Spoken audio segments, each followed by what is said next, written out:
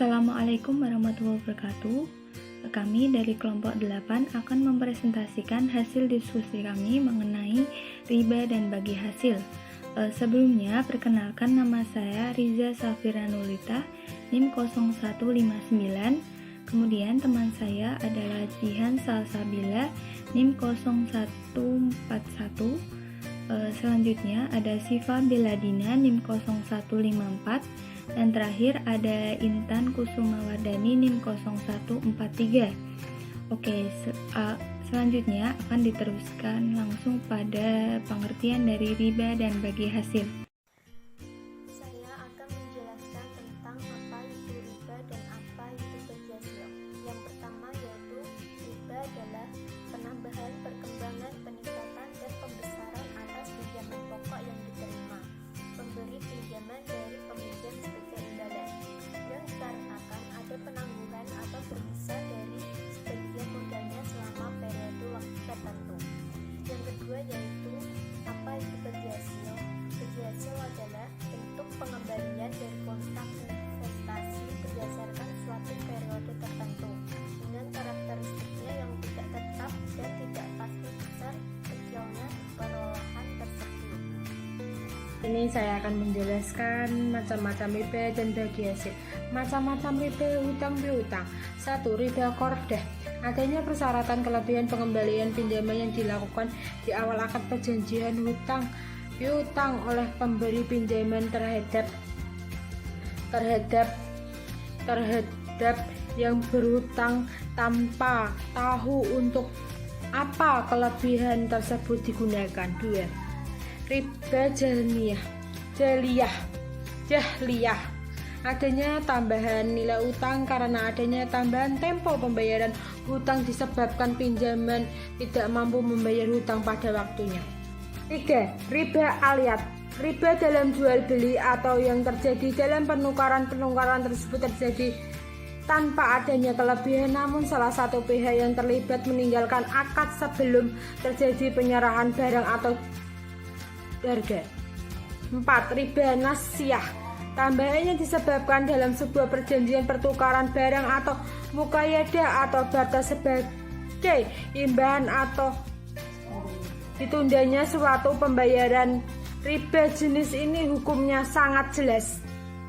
5. Riba fadhi. Pertukaran atau jual beli barang ribawi dengan kualitas atau kadar takarnya yang berbeda. Macam-macam bagi hasil. Macam-macam bagi hasil ada dua, yaitu yang pertama ada bagi hasil murni. Bagi hasil murni yaitu jenis bagi hasil yang dimana didapatkan dari sebagian besar sekian persen keuntungan usaha. Ini berarti bagi hasil hanya diberikan kalau usaha tersebut untung, dan jika usaha tersebut memiliki kerugian atau sedang merugi, berarti tidak ada bagi hasil yang didapatkan. Contohnya, suatu usaha mendapatkan untung atau pemasukan dikurangi pengeluaran sebesar 100 juta pada tahun 2002. Di sini mungkin mendapatkan bagi hasil sebesar 5% dari keuntungan tersebut, yaitu 5 juta.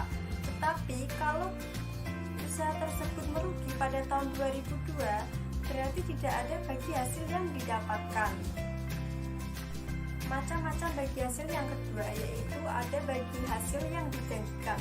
Bagi hasil yang dijanjikan adalah bagi hasil yang didapatkan berupa pembagian sebesar dari sekian persen uang yang sudah dimasukkan, terlepas apakah usaha tersebut untung atau rugi.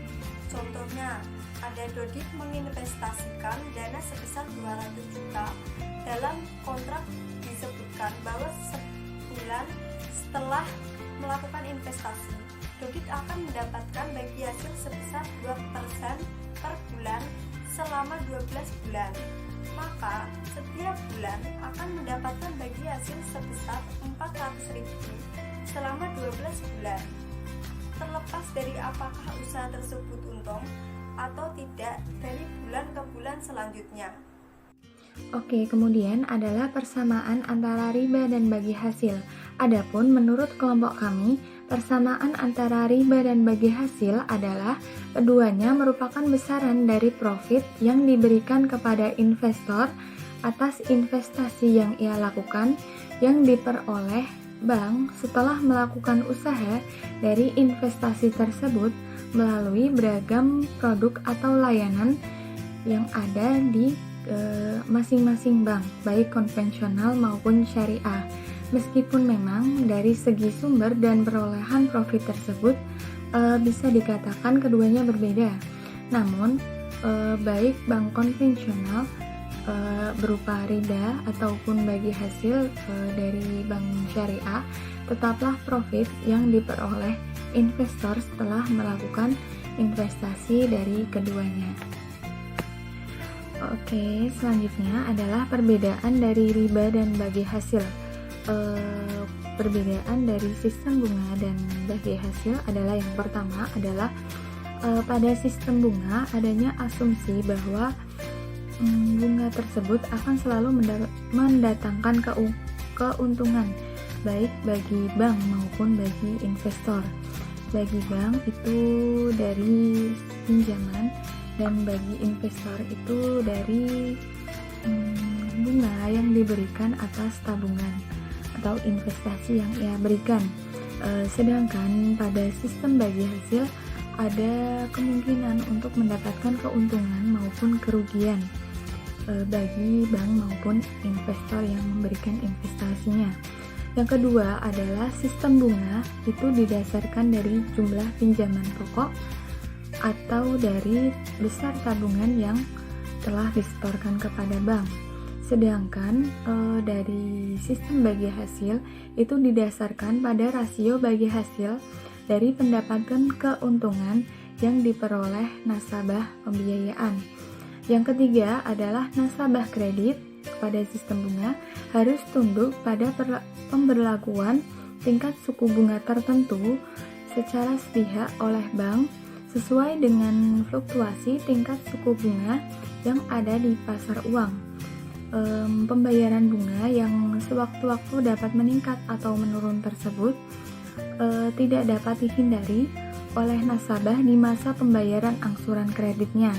Sedangkan pada sistem bagi hasil, margin keuntungan untuk bank yang disepakati bersama yang ditambahkan pada pokok pinjaman berlaku sebagai harga jual yang tetap sama sehingga masa berakhirnya akad itu besarnya akan tetap sama.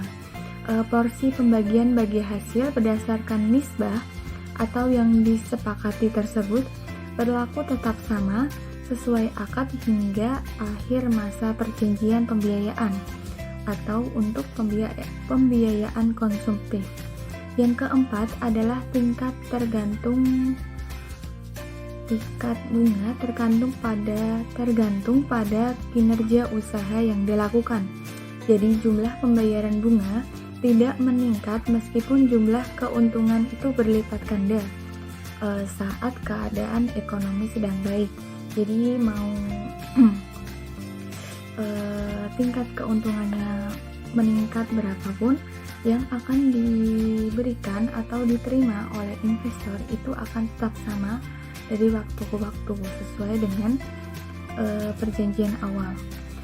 Sedangkan pada sistem bagi hasil, jumlah pembagian hasil berubah-ubah tergantung kinerja atau untuk pembiayaan berdasarkan bagi hasilnya. Yang kelima adalah eksistensi bunga diragukan kehalalannya oleh semua agama termasuk agama Islam.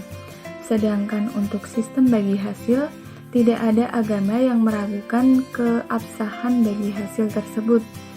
Jadi memang sudah terbukti halal apabila dalam hukum Islam. Yang terakhir adalah pembayaran bunga tetap seperti dijanjikan tanpa pertimbangan proyek yang dijalankan oleh pihak nasabah.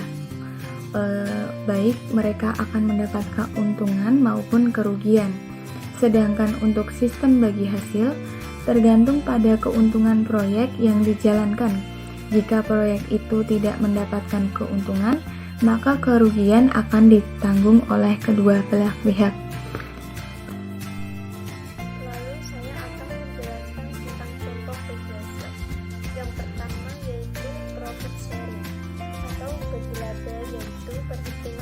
hasil yang mendasarkan pada laba dari pengelola dana.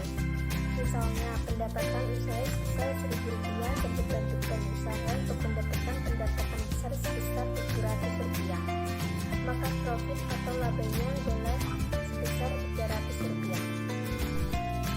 Dari penjelasan yang kedua yaitu revenue sharing atau bagi pendapatan, yaitu perhitungan bagi hasil yang berdasarkan revenue atau pendapatan dari pengelola dana. Jadi pembahasannya yaitu dari pendapatan tersebut sebesar Rp700, maka dasar untuk menentukan bagi hasil adalah sebesar Rp1.000 serta harus dikurangi beban sebesar Rp700. Sekian penjelasan dari kami. Jika ada kekurangan atau kesalahan, kami mohon maaf. Terima kasih. Wassalamualaikum warahmatullahi wabarakatuh.